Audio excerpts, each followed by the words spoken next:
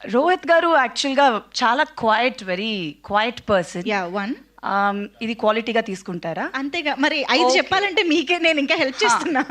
కానీ బట్ ఆయనలో యాక్చువల్గా ఒక నాటినెస్ ఉంది, అది అంత బయటకు కనిపించదు, ఉంది, అది డెఫినెట్గా ఉంది. So there is something very special. ఆయన స్మైల్లో ఒక very special thing is there in his smile. అది ఆయనకి డెఫినెట్గా తెలుసు అనుకోండి. చూడండి నవ్వుతున్నారు, ఇప్పుడు బ్లష్ అవుతున్నారు కూడా. ఇంకొక క్వాలిటీ చెప్పండి అండి, కొంచెం హెల్ప్ చేయండి.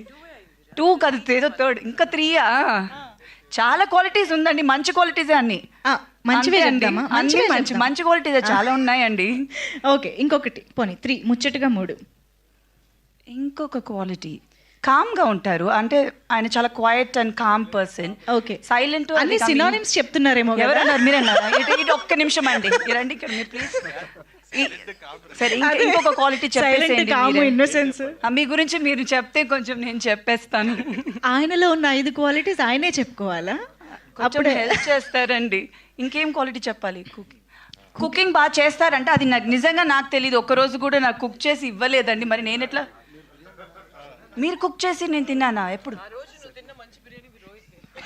బిర్యానీ పంపించారు కానీ ఆయన కుక్ చేశారని చెప్పలేదండి, మరి ఎట్లా తెలుస్తుంది? ఇంతకీ బిర్యానీ ఎలా ఉంది? బిర్యానీ అయితే చాలా బాగుంది. సో ఇప్పుడు ఈజ్ వెరీ గుడ్, అయితే is a good cook also. ఇప్పుడే నాకే తెలిసింది.